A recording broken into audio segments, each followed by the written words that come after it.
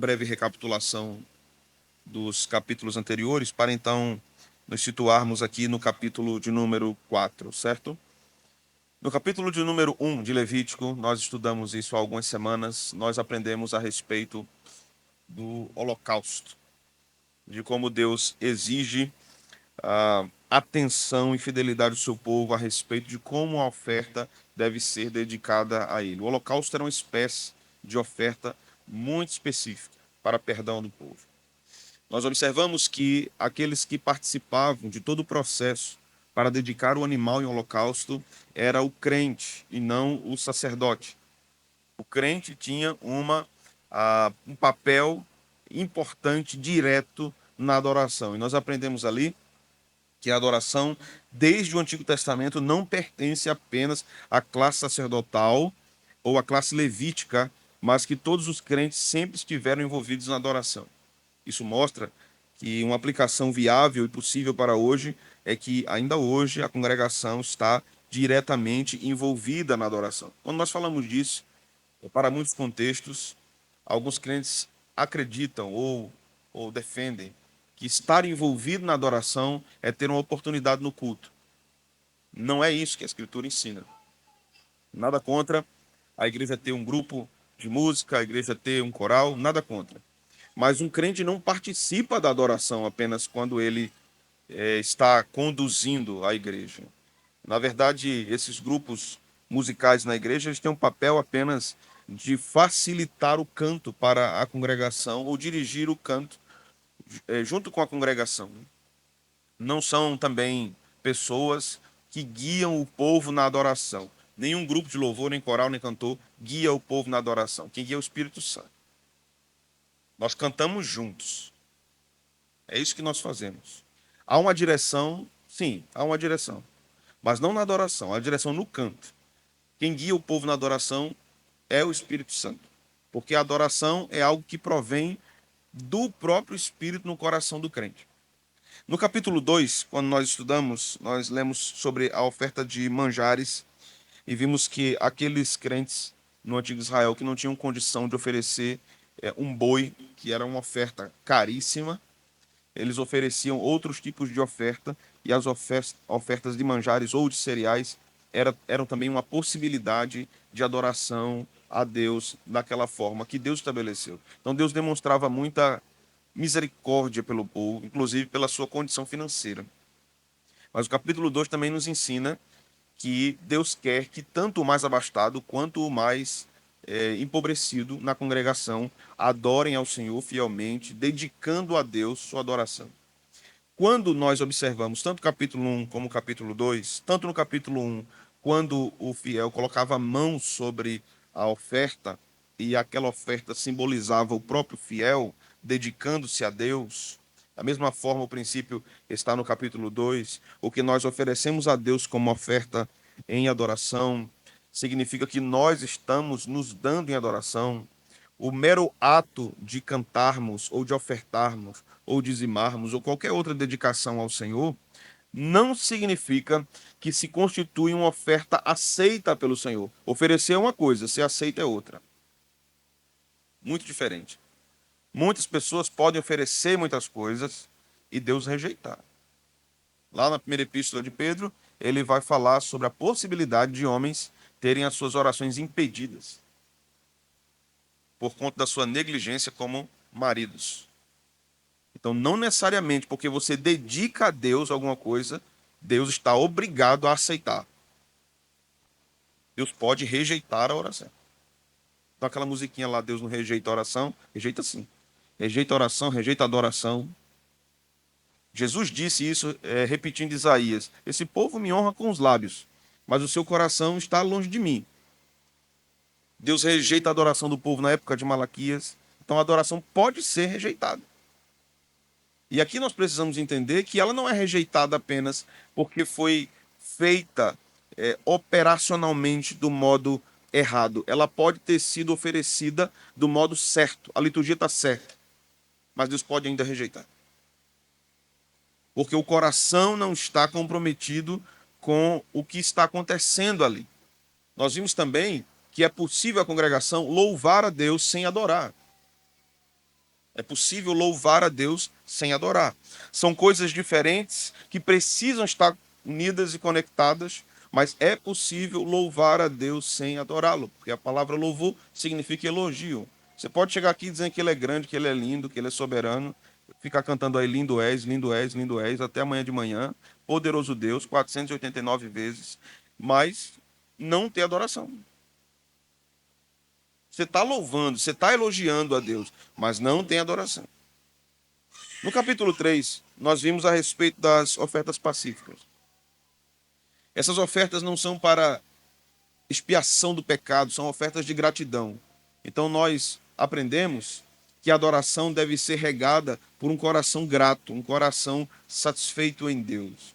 Um coração que reconhece os benefícios do Senhor e que diz como salmista: que darei eu ao Senhor por todos os benefícios que tem feito para comigo. O coração grato deve fazer parte de toda a adoração. Então, é uma evidência que não precisamos ir longe para comprovar, que nós podemos estar na igreja, no culto, e fazermos tudo mecanicamente. Quando fazemos isso, isso é quebra do terceiro mandamento, estamos invocando o nome do Senhor em vão. Se nós subimos à casa do Senhor para adoração e fazemos isso mecanicamente, estamos invocando o nome do Senhor em vão. Nosso coração precisa estar envolvido na adoração. Ele precisa amar a Deus verdadeiramente. Quando nós somos seduzidos em deixarmos de adorar a Deus porque nós estamos com um problema, porque nós estamos ansiosos, porque nós estamos tristes e coisas dessa natureza, nós não entendemos algumas coisas que as Escrituras dizem a respeito da adoração. Quando Paulo fala a respeito da ansiedade do coração do povo de Filipos, era uma igreja bem ansiosa, Paulo diz assim: orem, supliquem, agradeçam, louvem a Deus, peçam a Deus e sejam gratos a Deus. Paulo não começa dizendo assim: vão para a igreja, cheguem, é bom vocês subirem à casa do Senhor e lá vocês colocam tudo que vocês precisam nas mãos de Deus em oração. Paulo começa dizendo àquele povo de Filipos: louvem ao Senhor, adorem ao Senhor. Sabe por que Paulo diz isso, irmãos? Porque a adoração é mais importante do que os nossos problemas. Deus é mais importante do que os nossos problemas. Os nossos problemas não podem equiparar-se a Deus. E na prática, pastor? Na prática a gente equipara. A verdade é essa. Não é não? Todos nós. E eu também. Mas é pecado. Agora Deus demonstra muita misericórdia, muito amor. O livro de Levítico não deve ser visto como um livro chato, cheio de códigos que a gente não entende nada. É necessário fazermos a leitura das operações da graça de Deus nestas leis que Deus dá ao povo aqui. É claro que nós temos várias dificuldades, né? Distanciamento histórico, cultural, enfim. Mas nós vamos observar isso agora no capítulo 4, tratando a respeito da oferta pelos pecados de ignorância.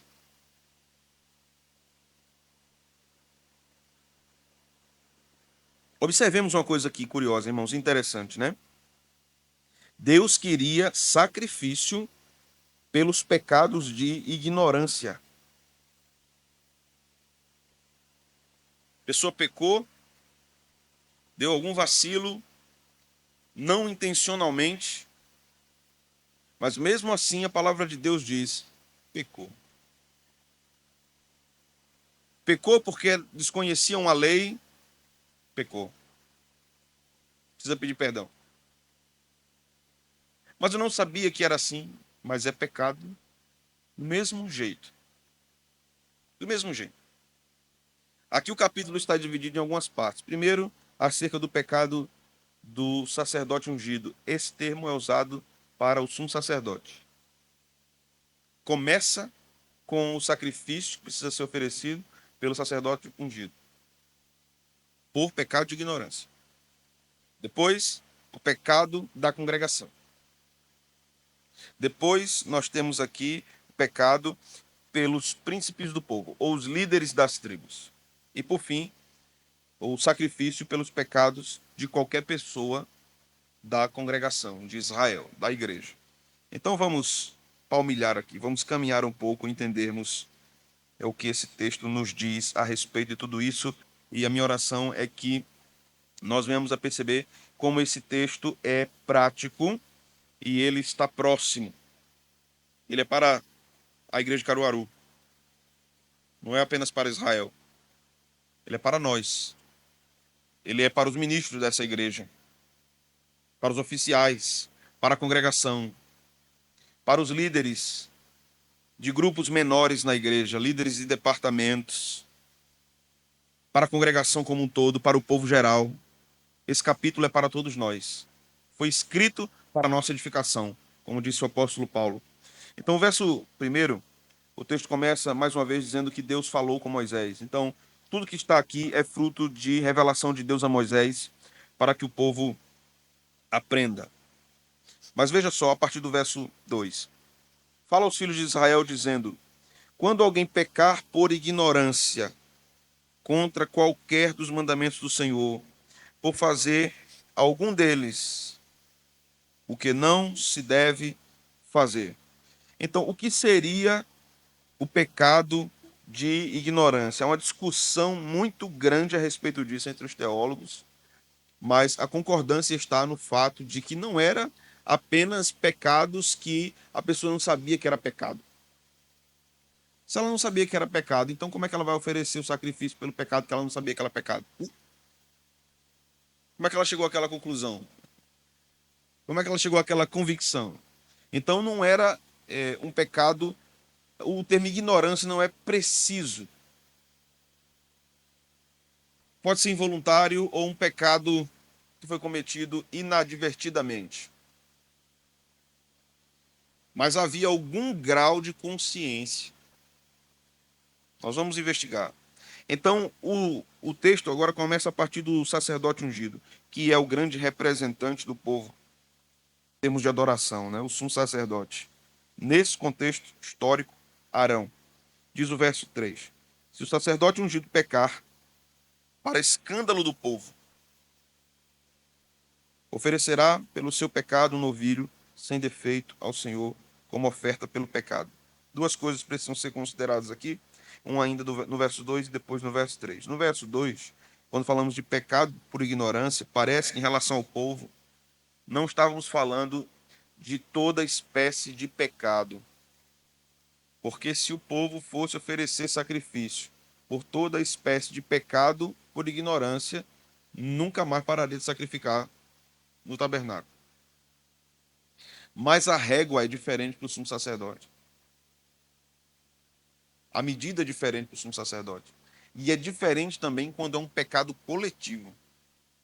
Porque na segunda parte desse capítulo, Moisés vai tratar de um pecado coletivo da congregação. Quando a congregação toda peca um pecado por ignorância. Então, o texto continua no verso de número 4. Veja só. Não, vou pegar do 3 aqui de novo. Se o sacerdote ungido pecar para escândalo do povo, oferecerá pelo seu pecado. É um animal que ele oferece. Que animal é esse, irmãos? Que é um novilho. Que era um touro. Perceba que o sumo sacerdote precisa oferecer pelo seu pecado de ignorância não é igual ao irmão israelita pobre. Ele vai ter que oferecer a melhor oferta no sentido de a mais custosa. Sabe por quê? Porque o pecado do sacerdote ungido custa mais caro por causa da congregação. O peso do pecado do sumo sacerdote era maior do que de um crente leigo. Deus exigia mais dele. Interessante que Jesus vai dizer assim, que muito é dado, muito é cobrado. Há vários princípios no Novo Testamento para o ministério que estão contidos aqui nessa porção especificamente sobre o sumo sacerdote. No verso 4 diz: trará o novilho à porta da tenda da congregação, perante o Senhor, porá a mão sobre a cabeça do novilho e molará perante o Senhor.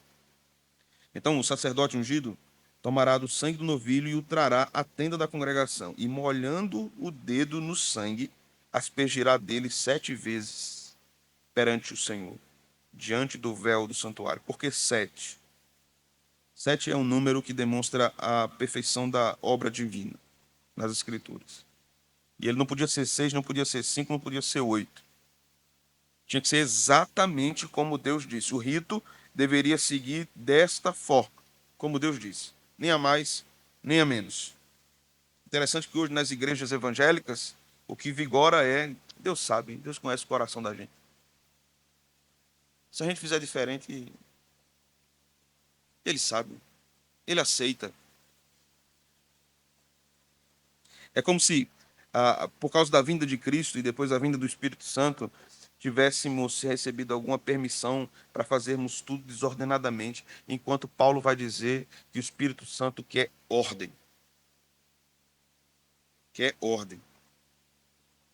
O texto continua aqui no verso 7, também daquele sangue porá o sacerdote sobre os chifres do altar do incenso aromático perante o Senhor, altar que está na tenda da congregação, e todo o restante do sangue do novilho derramará sobre a base do altar do holocausto que está à porta da tenda da congregação. Toda a gordura do novilho da expiação tirará dele. A gordura que cobre as entranhas, vejam os detalhes. Toda a gordura que está sobre as entranhas, como também os 2 rins, a gordura que está sobre eles e junto aos lombos e o redenho, sobre o fígado, com os rins, vai tirá-los. A gordura era a parte mais nobre, nós vimos na semana passada. E a parte mais nobre pertencia a Deus, não pertencia ao sacerdote, nem pertencia ao ofertante, pertencia a Deus. O verso 11 diz: mas o couro do novilho, toda a sua carne, a cabeça, as pernas, as entranhas e o excremento, a saber, o novilho todo, levá-lo-á fora do arraial. Esse procedimento em relação ao sacerdote, ao sumo sacerdote, é o mesmo em relação à congregação, ao pecado de ignorância da congregação. Mas observe só esse verso 12, como ele é interessante. E vocês vão me dizer por que ele é interessante. A saber, o novilho todo, levá-lo-á fora do arraial, a um lugar limpo, onde se lança cinza, e o queimará sobre a lenha. Será queimado onde se lança cinza. Por que esse versículo é interessante? Jesus também foi morto fora do arraial.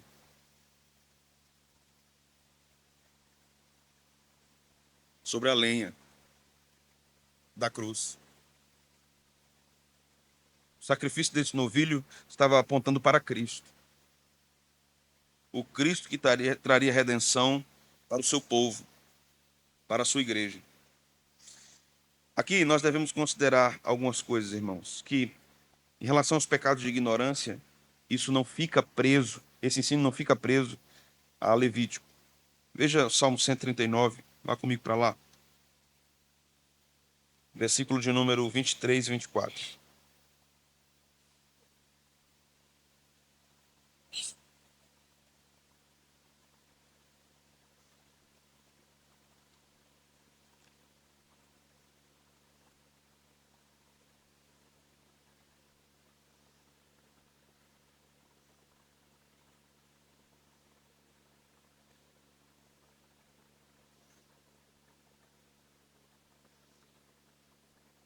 O texto vai nos dizer: sonda-me, ó Deus, e conhece o meu coração. Prova-me e conhece os meus pensamentos. O que é que diz agora?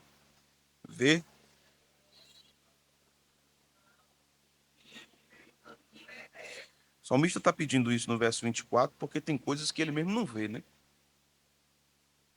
Há pecados dele que são pecados cegos aos seus olhos. Ele não percebe que está vivendo pecaminosamente em algum aspecto. Então ele suplica a Deus: Senhor, o que eu não vejo em relação ao meu pecado, guie-me pelo caminho, Senhor, correto. Essa era a função da oferta por pecados de ignorância. O sumo sacerdote era o principal líder do povo. Moisés aqui era um legislador e um profeta. Moisés era um líder extraordinário. O sacerdote foi instituído, não só Arão, mas a classe sacerdotal, como líderes ordinários.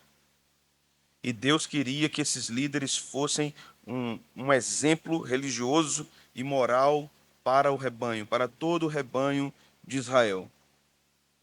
Como é que nós aplicamos isso aos dias de hoje?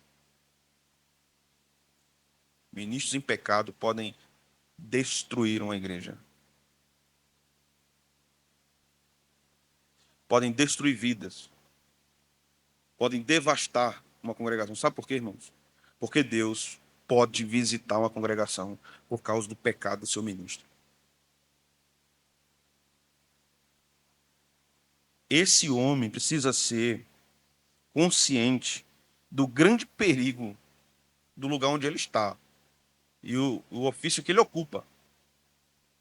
Porque Deus pode, de fato, visitar o seu povo disciplinarmente por causa do ministro. Porque Deus requer do ministro que ele seja um exemplo para o rebanho.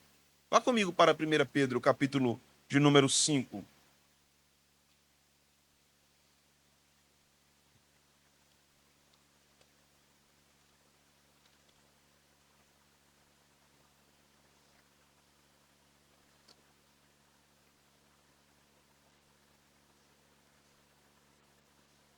Pedro vai dizer, no verso 2: pastoreai o rebanho de Deus que há entre vós, não por constrangimento, mas espontaneamente, como Deus quer, nem por sorte da ganância, mas de boa vontade, nem como dominadores dos que foram confiados, antes tornando-vos, o que é que diz aí, irmãos? Modelos do rebanho. Não tem essa não, de ministro dizer, olhe para Jesus, meu irmão.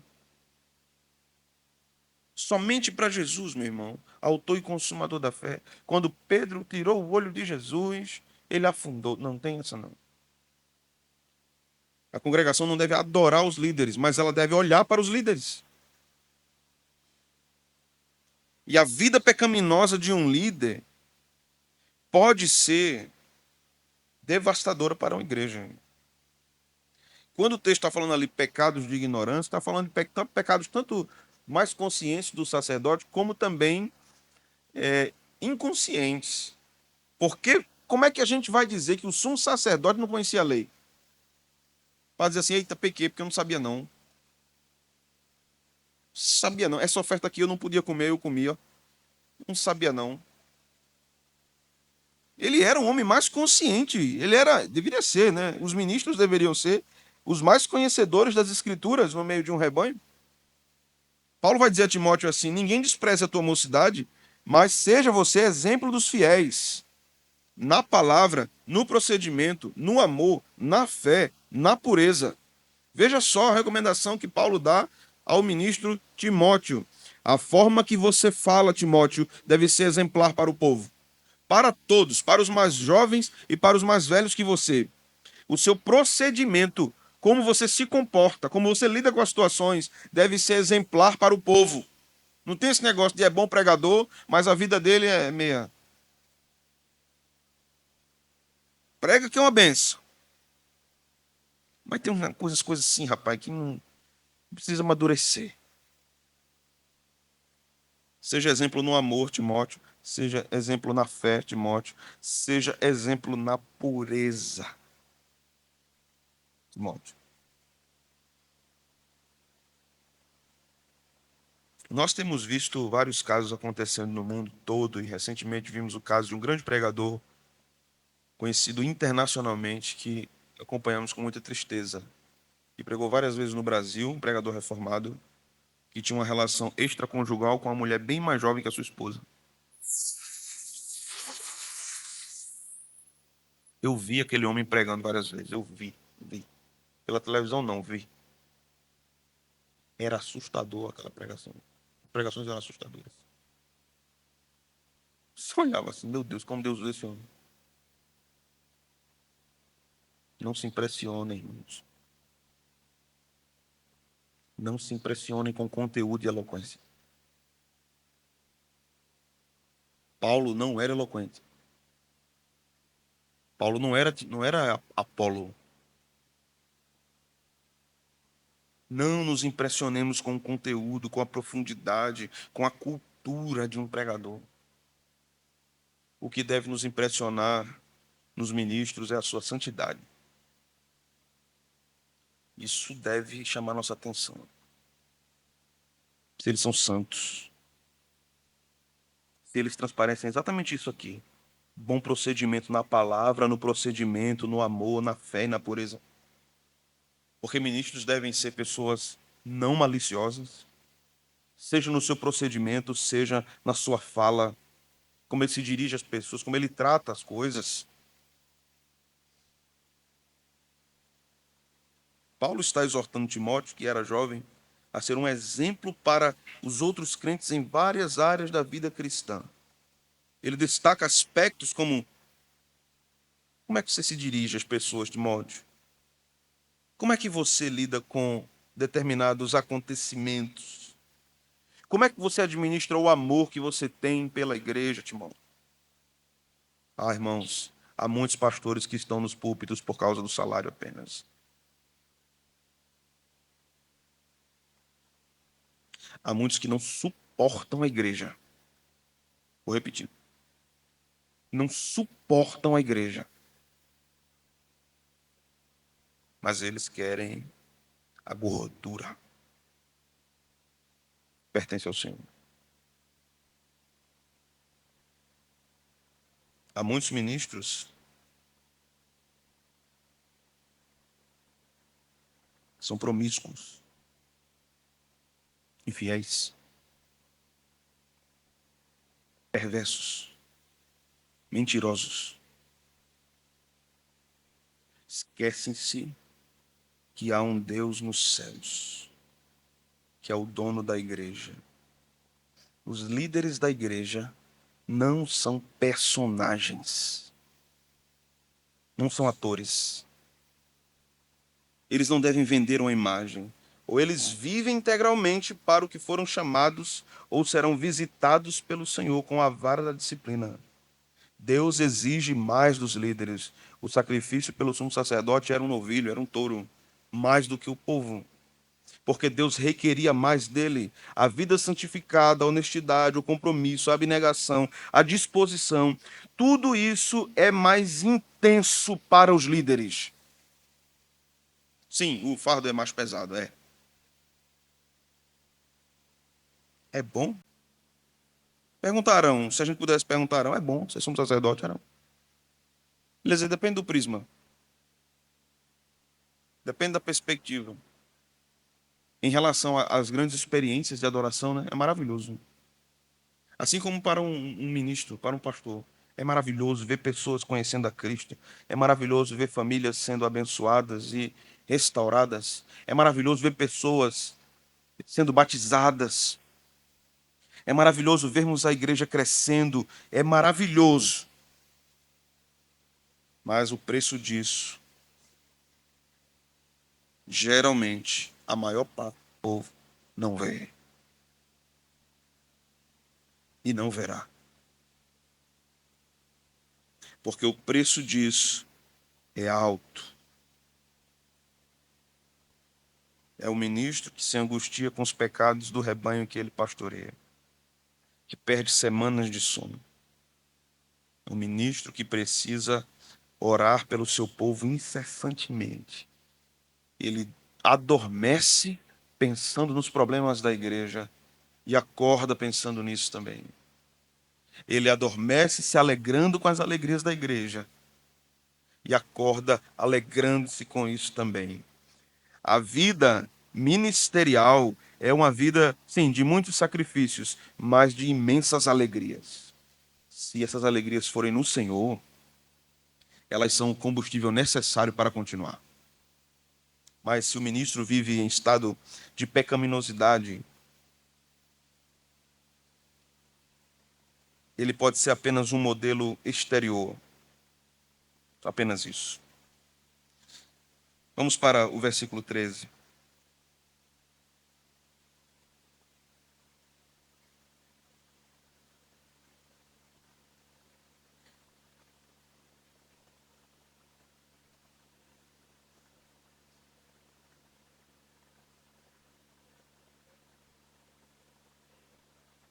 Uhum.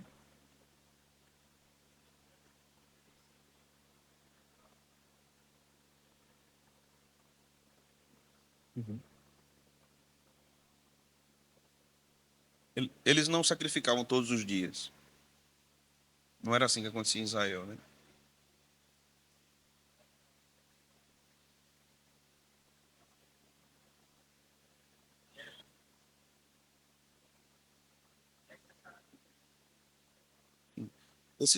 Essas ofertas são voluntárias.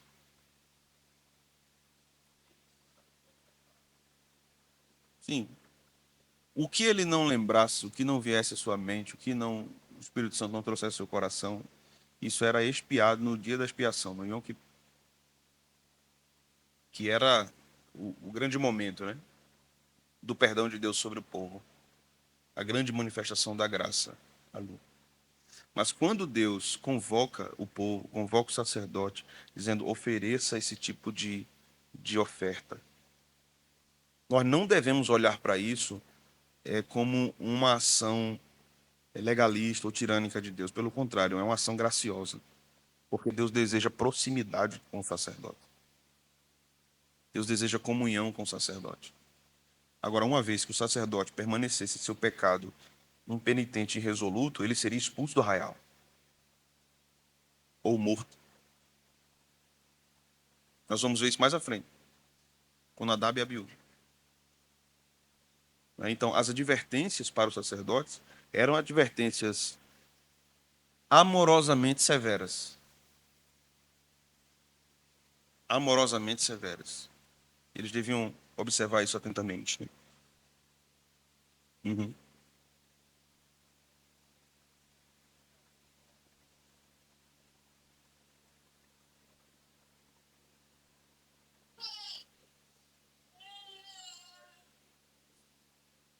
Sim,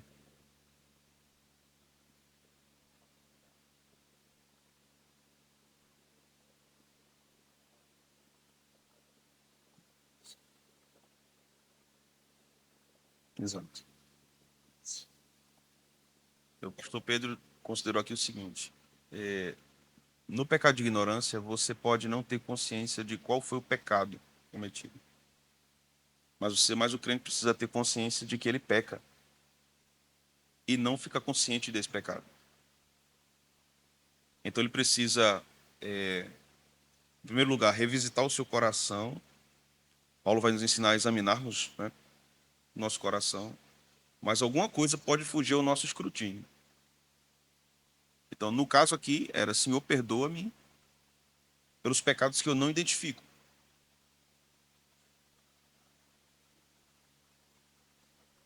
Exatamente. Eu não tenho acesso a eles, Senhor, na minha mente, mas o Senhor sabe que eu pequei. E outras pessoas às vezes sabem também. Já passou por isso, não? Que uma pessoa ficou chateada com você porque você errou com ela, mas você não sabe que você errou. Eu já. A pessoa ficou chateada comigo, me perdoou. Eu nem sabia que ela tinha ficado com raiva, nem perdoado. E depois, anos depois, foi que ela disse: eu lhe perdoei, viu, pastor? Foi do nada assim, né? Que coisa boa. Ainda bem, né? Do verso 13 ao verso 21, nós temos as mesmas orientações, mas agora relacionada à congregação. Eu não vou me ater aos detalhes, porque os detalhes são os mesmos em relação ao sacerdote. Mas eu vou me ater aqui ao versículo 15. Veja o que diz o versículo 15. Vamos ler juntos? Os anciãos,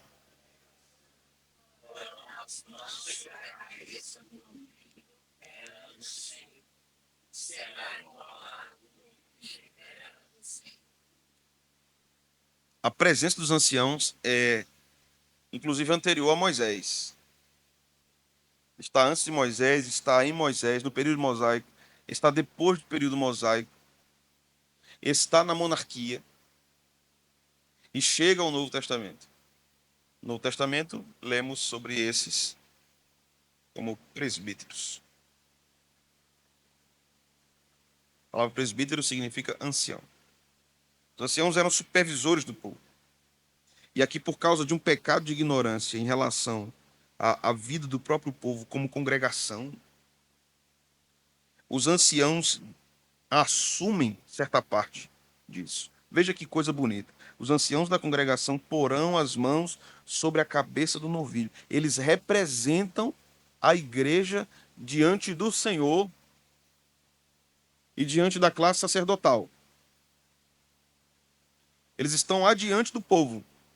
O Senhor tenha misericórdia do povo, guiando o povo à adoração, guiando o povo à confissão e guiando o povo à vida reta, à confissão de pecados. Isso é relevante para nós. Os presbíteros da igreja são chamados exatamente para esse trabalho. Eles são representantes de Deus no meio do povo. Deus os chama para cuidar do povo, para guiar o povo na adoração, guiar o povo na consciência da sua pecaminosidade, para guiar o povo na adoração. Deus chama anciãos ainda hoje exatamente para isso, a mesma função. É claro que muitas coisas vão sendo acrescentadas no decorrer do tempo. Quando nós chegamos lá em Roboão, nós vamos ver que ele dispensa os presbíteros do seu pai, né? E ali foi a decadência do seu reinado. O aconselhamento de neófitos trouxe muito prejuízo para Roboão.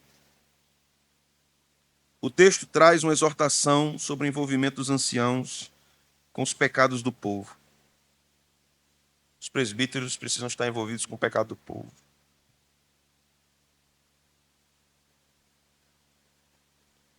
A Bíblia chama os presbíteros de pastores. Pastores entram no aprisco. Pisa em excremento. Sente o cheiro da sujeira.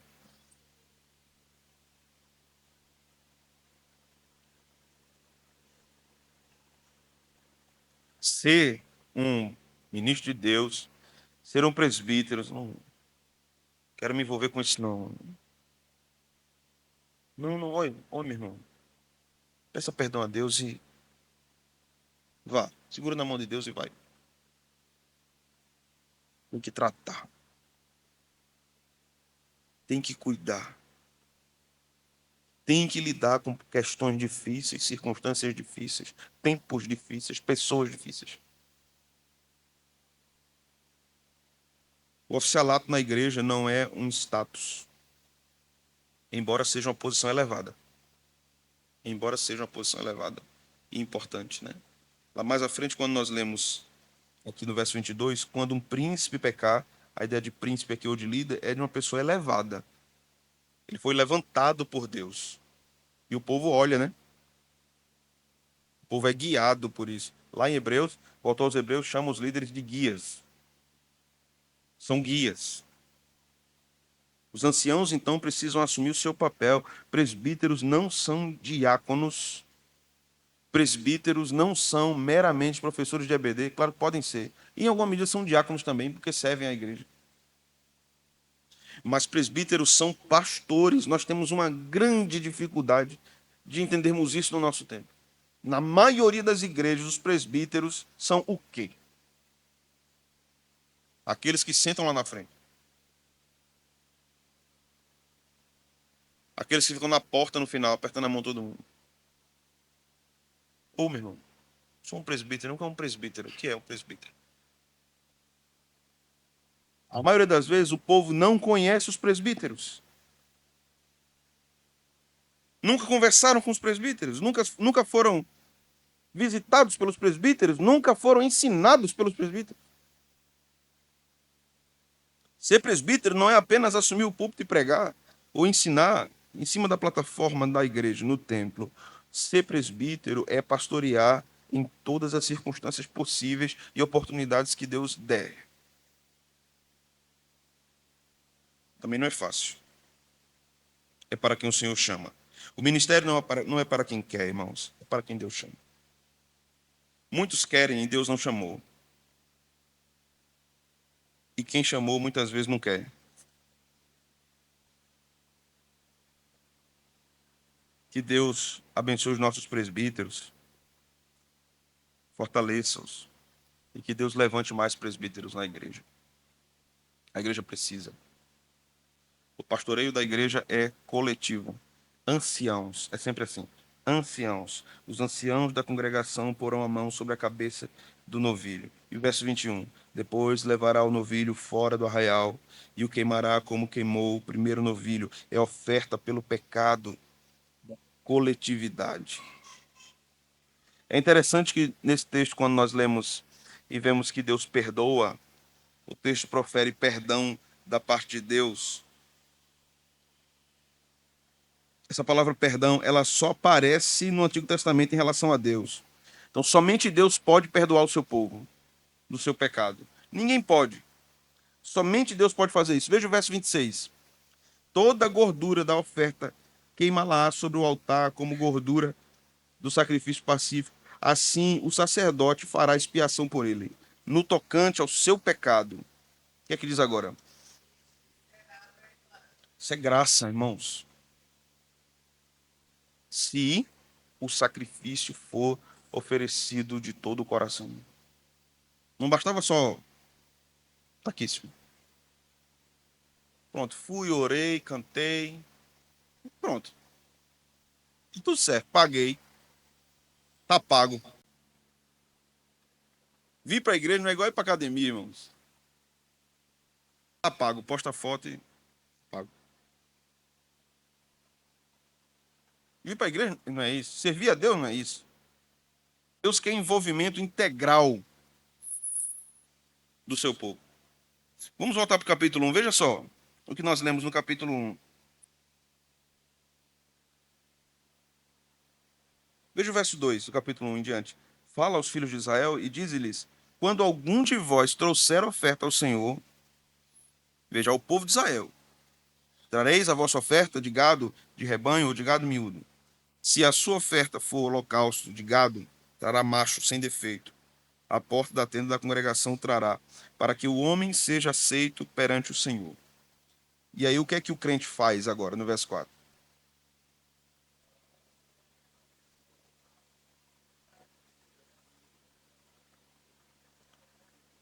E o verso 5. Depois imolará o novilho. Quem vai imolar o novilho? O ofertante. É o ofertante. O ofertante está envolvido na morte do novilho. Ele participa diretamente.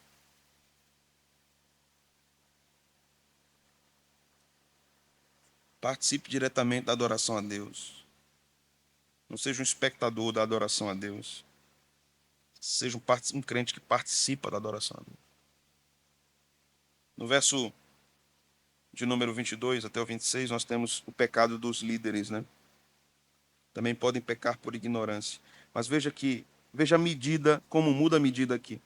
Verso 22. Quando o príncipe pecar e por ignorância fizer alguma de todas as coisas que o Senhor, seu Deus, ordenou, se não fizesse e se tornar culpado, ou se o pecado em que ele caiu lhe for notificado, trará por sua oferta um bode sem defeito. Mudou um animal. Quando é a congregação de modo coletivo, novilho. Quando é o sumo sacerdote, novilho. Quando é o líder da tribo, bode. A gravidade é diferente. Eu sei que a gente costuma dizer, não tem pecadinho nem pecadão. Pecado é pecado. E pecado é pecado.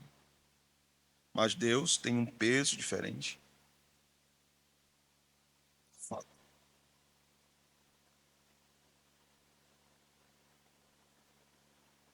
Verso 25. Então o sacerdote, com o dedo, para a mesma coisa, né?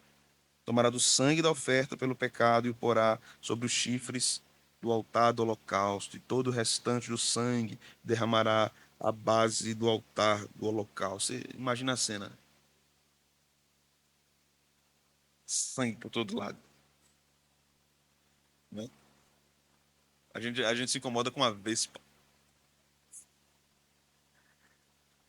Imagina o cheiro, irmãos, desse negócio. Era horrível. E Deus dizendo, eu quero assim. desse jeito. Façam como eu disse. Sejam fiéis à minha aliança. Sejam fiéis às minhas recomendações. Sejam fiéis aos meus mandamentos. E a gente hoje, ar-condicionado, musicazinha boa, sonzinho bom, músicos extraordinários. Tá bom, varão, tá bom.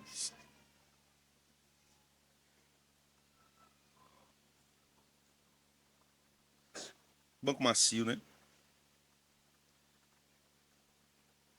E a nossa adoração é tão... Você tem coragem de dizer assim, Senhor, tu tem te agradado da minha adoração. Você tem coragem de perguntar isso a Deus em oração? O Senhor tem se agradado da minha adoração, da minha vida e da minha adoração, Senhor. O Senhor se agrada da minha adoração. Pode falar, Senhor. Você tem coragem? É melhor não, né? É melhor. Senhor, em nome de Jesus, receba aí minha adoração. Porque esse foi meu nome. Mas aqui nós já temos um apontamento para isso. O novilho que era morto representava de fato o adorador, mas ele tinha uma representação muito maior. O autor aos Hebreus vai falar isso. O próprio Cristo. É a aplicação cristológica disso. Sim, nós devemos confessar os nossos pecados, nós devemos sondar o nosso coração, devemos orar como o salmista orou. Mas em Cristo, todos os nossos pecados estão perdoados. Os pecados de ignorância, os pecados de comissão, de omissão, todos eles estão perdoados, inclusive aqueles que vamos cometer ainda já estão perdoados em Cristo. Mas a Bíblia continua nos dizendo que nós devemos nos arrepender, que nós devemos buscar a Deus em oração e devemos dedicar a Ele a nossa vida. Por inteiro. Deixa eu fazer algumas aplicações aqui, para a gente seguir por fim. Em primeiro lugar, irmãos, a confissão e o arrependimento eram elementos essenciais no processo de purificação do povo. E ainda o é, se confessarmos os nossos pecados, diz o texto no Novo Testamento. Isso é vital para nós. Devemos confessar os nossos pecados, buscar o perdão de Deus. O povo deve oferecer adoração a Deus, comprometido com a verdade da Escritura, mas com o coração quebrantado e arrependido. Um adorador rígido em arrepender-se dos seus pecados é um contrassenso, segundo as Escrituras.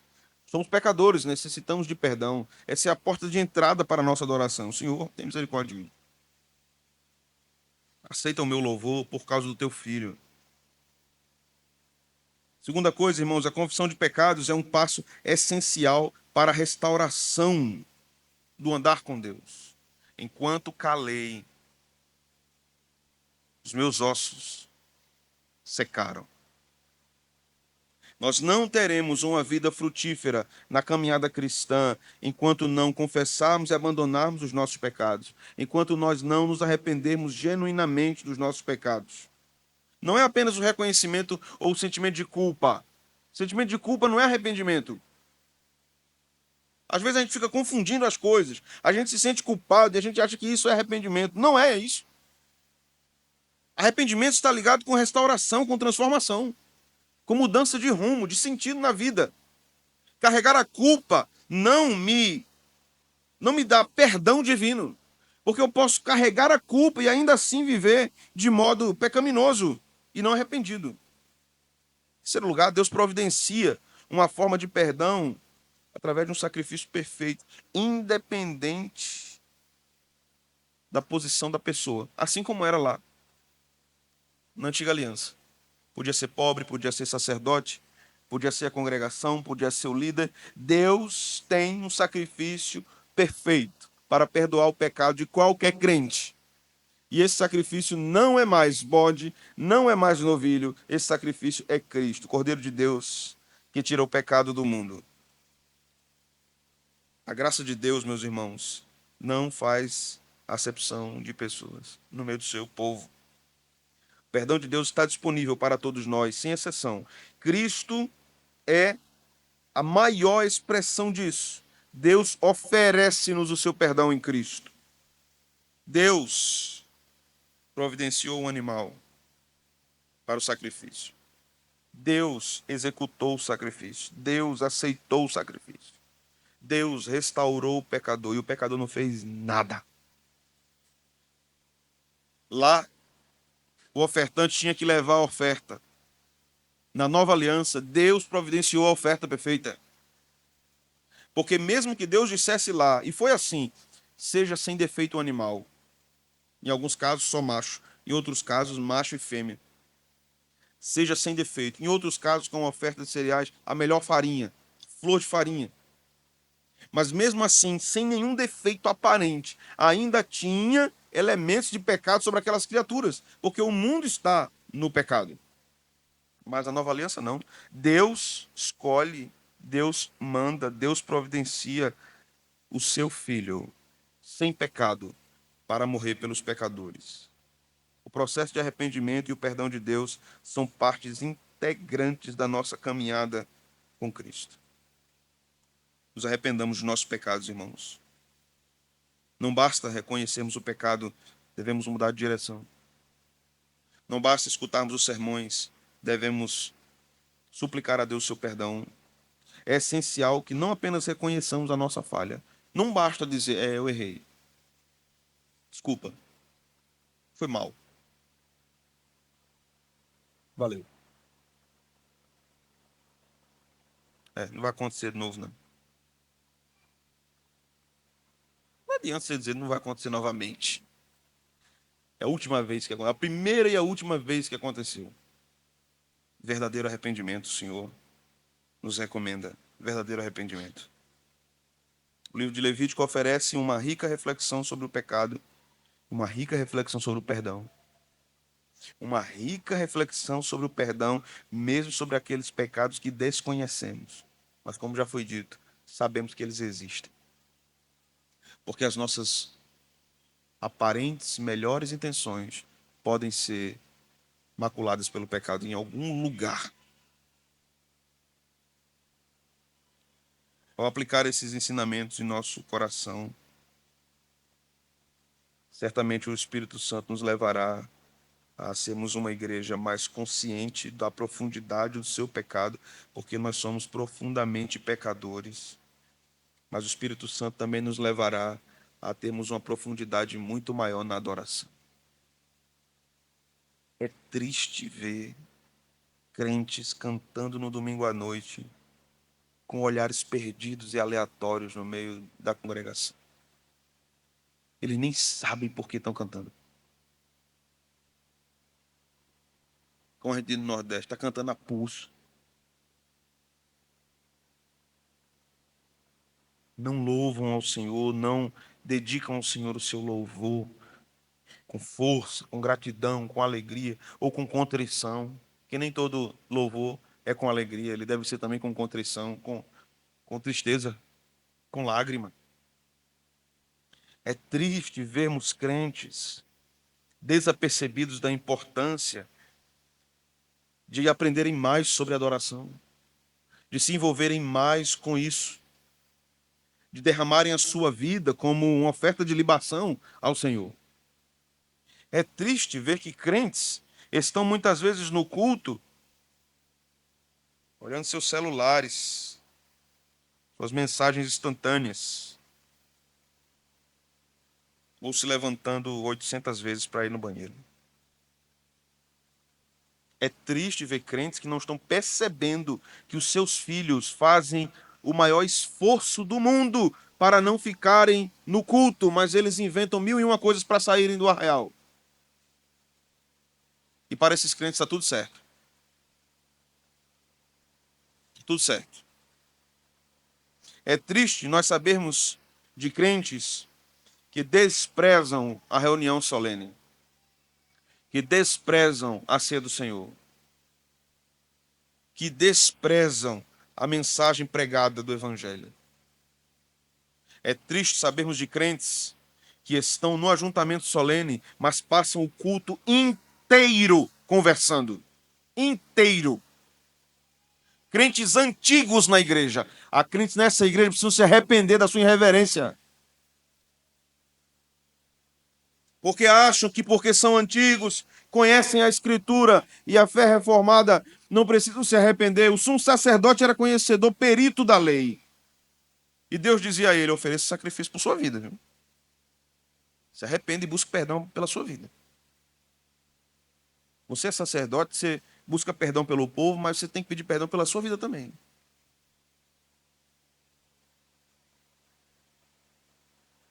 Muita conversação. Na hora do louvor, conversa. Na hora da pregação, conversa. E quando não sai para conversar lá atrás. O que é isso, irmãos? Perdemos o temor ao Senhor. Ah, se Deus nos visitasse somente uma vez como fogo consumidor, certamente a congregação mudaria sua posição de reverência diante de Deus. Ah, se Deus nos visitasse uma vez, estremecendo as pilastras desse templo e dizendo assim: me honrem, não zombem do meu nome, não subam ao culto para se desfazerem da minha honra. O que é isso que está acontecendo conosco? Não basta afirmarmos uma fé reformada. Isso não é nada. Isso não é nada para uma adoração irreverente, não é nada. Você não vai chegar lá com a carteirinha dizendo assim: olha, eu sou calvinista, viu? Eu quero entrar. Vai ter calvinista no inferno também. Estou dizendo que você vai para o inferno, não, viu, irmão? Não é isso, não. Mas estou dizendo que isso não basta. Nós precisamos ouvir, aprender e aplicar. Não é porque. Quando eu vou falar, é sempre comentando algo do sermão. Comente com Jesus. Jesus, está vendo Jesus? Ele errou. Tem misericórdia dele. Jesus, palavra tão boa. Deus seja louvado. É melhor você dar um glória do que você começar. Aí nós queremos que as crianças aprendam reverência. Aí nós nos incomodamos muito, porque as crianças choram muito no culto. Elas têm que ser tiradas do culto. Porque elas incomodam no culto. Não, não, não, não. Elas incomodam muito menos do que os adultos. Muito menos. Muito menos. Porque o choro delas tem motivo. Mas um adulto passar o culto conversando, qual é o motivo? Qual é o motivo? Não tem motivo. É irreverência.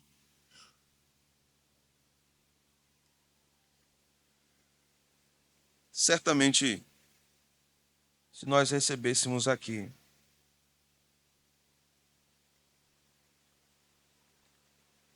um pregador internacional, muitos ouviriam com atenção. Certamente, se trouxéssemos aqui um pregador nacionalmente conhecido, famoso, muitos ouviriam com atenção. Até os irreverentes diziam: paz, que palavra. Isso é bom. Mas Deus não quer apenas a reverência em eventos sazonais.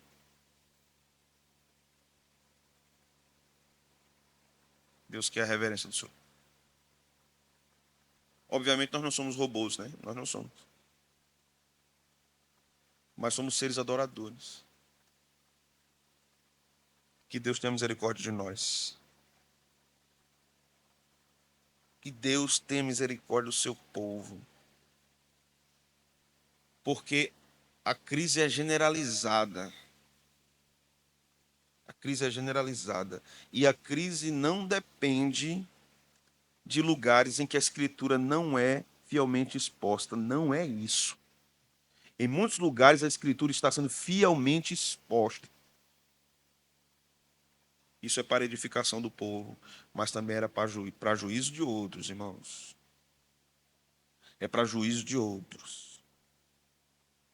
É para advertência da igreja de Cristo. Eu falo isso para vocês por alguns motivos. Primeiro, porque Deus sabe o apreço que eu tenho por esta igreja e por isso eu falo. Se eu não amasse vocês, eu não estava nem aí.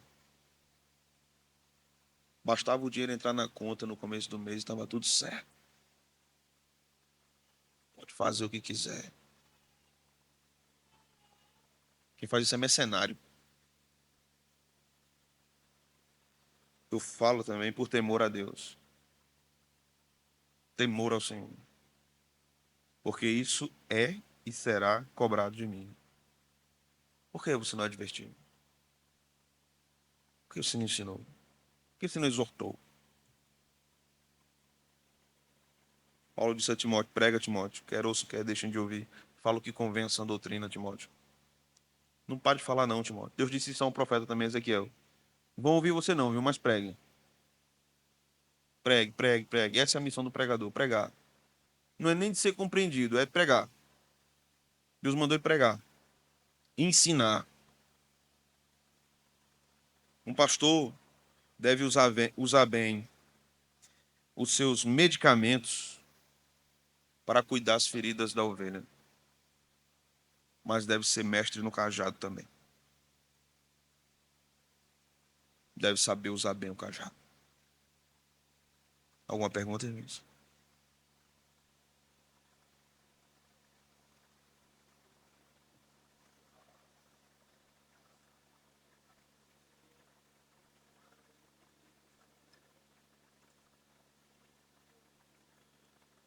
Sim.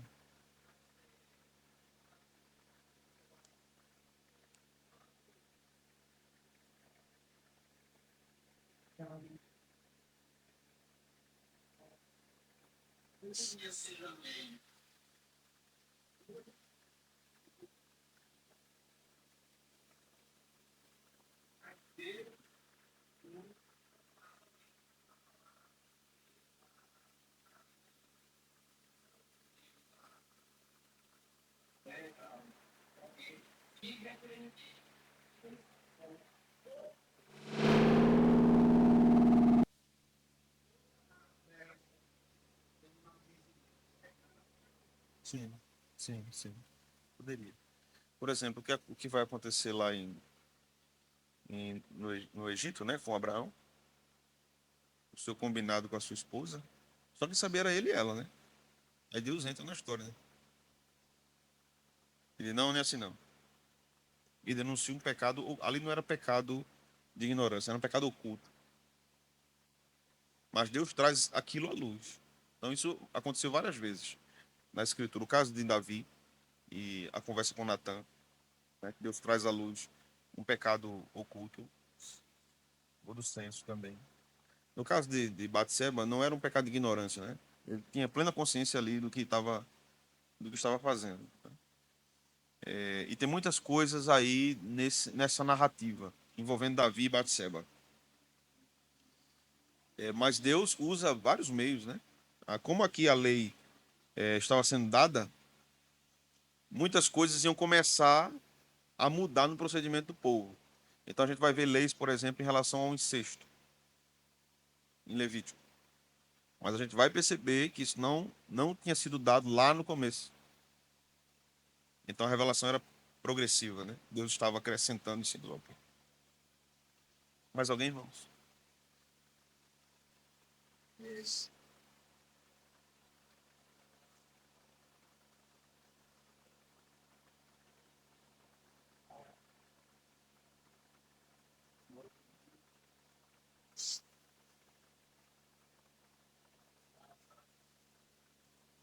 Uhum.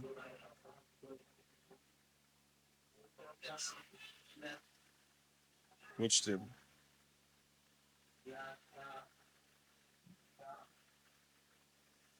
Uhum. Vou falar para vocês o que Felipe falou, né? Que muitas vezes, basicamente isso, muitas vezes as igrejas reformadas, elas são receosas com certo envolvimento mais emotivo com a adoração, não é isso? Por causa dos extremos que existem em alguns grupos, pentecostais e neopentecostais. Então, com medo de um extremo, a gente fica no outro extremo, né? Alguns crentes me perguntaram uma vez, não daqui, né, mas me perguntaram: pastor, lá na sua igreja reformada, não sei, mas o povo lá levanta a mão quando está cantando, não se levanta. Mas não é reformada, né? Eu digo que não pode levantar a mão, não. Levantar a mão. Deixou de ser reformado porque levantou a mão. São assim, são falas irrefletidas mesmo. Há muita ignorância no meio reformado. Deixa eu dar uma fala aqui para vocês, perigosíssima, mas vocês vão entender. Jonathan Edwards era um reformado, nós conhecemos bem. No seu livro, famoso livro, A Verdadeira Obra do Espírito Santo, ele diz o seguinte: alguns crentes têm evidentes problemas cognitivos e eles não crescerão na fé por meio do estudo das Escrituras, porque eles têm limitações reais. Então Deus dá a eles crescimento na fé por meio das experiências.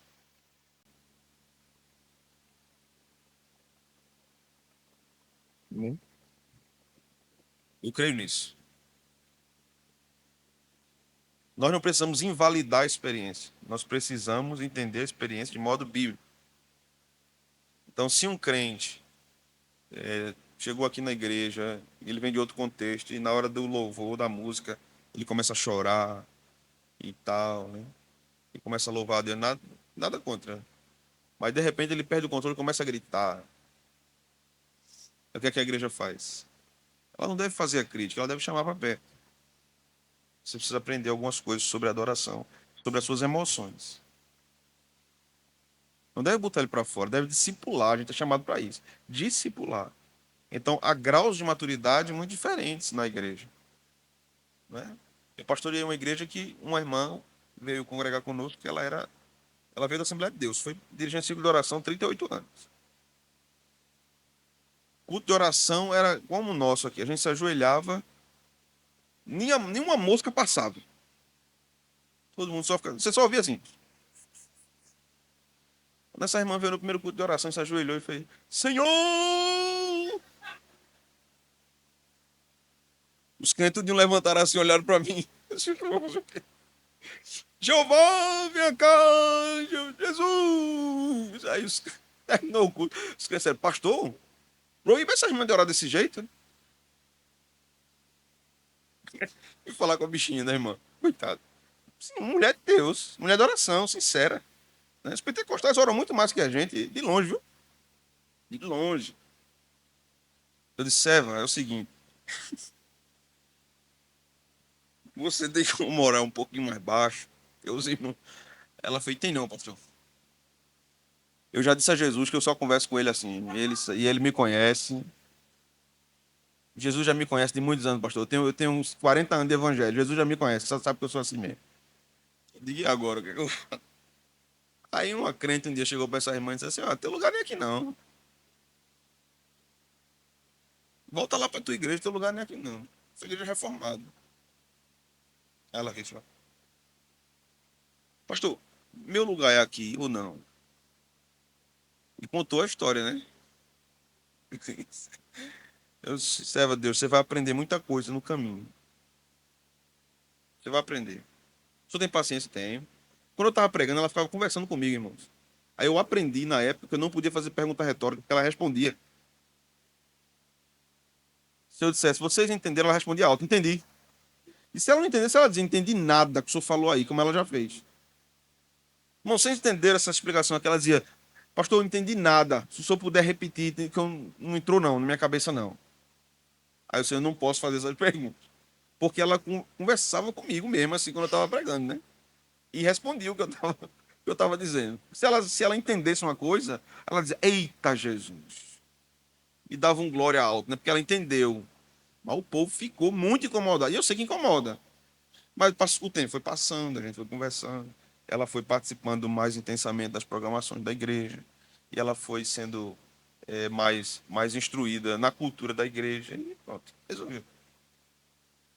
Então, a presença do amor no trato com os irmãos também é muito importante, porque, como eu já preguei para vocês, né? A verdade anda com amor, não anda separado. No dia que a gente estiver falando só a verdade sem o amor, e desprendeu aí alguma coisa. Né? E que Deus traga irmãos pentecostais para conhecer a fé reformada. Não tenho nada contra isso, não. Se eles quiserem ouvir, se o Senhor os trouxer, de minha parte serão bem-vindos. De minha parte serão bem-vindos. Mas um lado positivo, né? Que nós não devemos ter medo de nos emocionarmos na adoração ou da contrição que sentimos na adoração. Pelo contrário, a adoração envolve emoção. Nós somos seres emotivos. O que não pode acontecer é desequilíbrio. Isso que não pode acontecer. Amém? Moçando.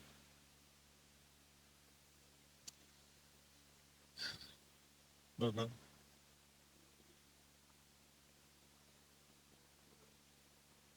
Sim.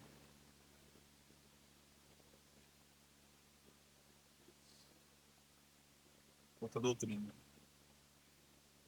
Sim.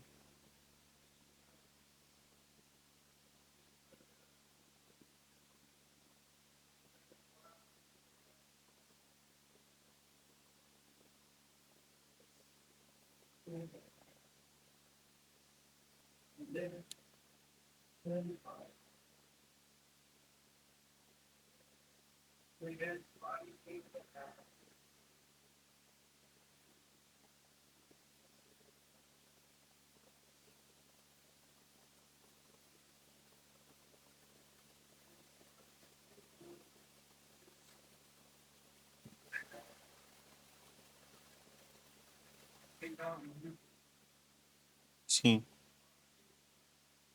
Sim. É, sim. Eu acho que existem dois tipos de ignorância religiosa, né? Há aquela ignorância em relação ao mandamento propriamente, né? Que vem a ser uma ignorância mais intelectiva. E existe aquela ignorância prática. Então, na cabeça de alguns, é como se, na prática, Deus não é como ele é na Escritura. Então, na prática, eu posso fazer outras coisas.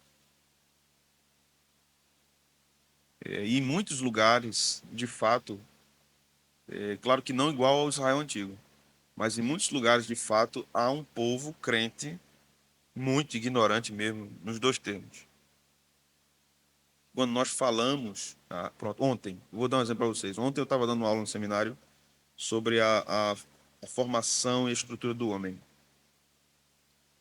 E como a Bíblia trata sobre isso, né? Mostrando que o homem é corpo e alma.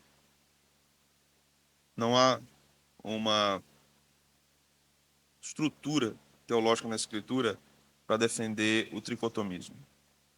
Há apenas dois possíveis versículos, em Hebreus e em 1 Tessalonicenses, somente, mas que são explicáveis.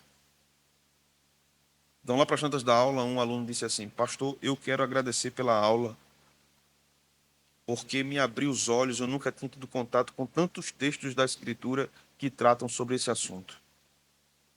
Então, era um irmão que estava em ignorância sobre um assunto, porque não lhe foi apresentado, talvez, da forma devida. De forma devida, né? Então, existe algum tipo de ignorância no meio do povo de Deus, por questões, às vezes, de comprometimento do coração. Então, aquelas pessoas estão ouvindo a verdade, mas elas estão comprometidas com outra coisa. Então, elas ficam resistindo, né, à verdade. Mas existem aqueles que abraçam posições viciosas. Aí são esses pecados de estimação que você falou. Eles estão ouvindo o Espírito Santo, estão ouvindo a palavra. Aqui, por exemplo, a gente faz a pergunta, né, que eu não coloquei isso na exposição, mas a gente faz a pergunta: e como é que esse povo chegava à conclusão que tinha um pecado de ignorância? Quando nós olhamos para o Novo Testamento, lá está a resposta. O Espírito. Podia ser por causa de uma exposição da lei, podia ser por causa de algum contato catequético com a lei, e podia ser uma operação do próprio Espírito, como faz conosco hoje, né? Então, a gente pode tentar agir corretamente numa situação e depois da ação feita, não necessariamente uma ação que a Bíblia rege sobre ela, né? Uma circunstância que a Bíblia fala claramente sobre ela. Mas depois de ação feita, nós analisarmos mais claramente, dizermos: eu errei. Eu errei. Então, a igreja deve sondar o seu coração sempre, os crentes devem sondar o seu coração, e esse é um trabalho que costumeiramente nós não nos ocupamos, porque nós temos abandonado a meditação na Escritura, nós temos abandonado a vida devocional, a vida de oração mais profunda. Então, a cada dia nós estamos nos afastando de uma autoanálise mais bíblica. A, a tendência é nós nos analisarmos mais positivamente, constantemente. Então, não deve ir nem para um extremo, nem para outro. Somos imagem e semelhança do Senhor, mas também a gente não é essa cocada, não. Né? O pecado mexeu nas nossas estruturas. Acho que é isso. Vamos orar? Senhor, obrigado por esta noite. Leva-nos em paz para os nossos lares. Ajuda-nos a te obedecer. Obrigado pela Escritura. Obrigado pelos ensinos contidos na tua santa lei. É o que nós te oramos no nome de Cristo. Amém.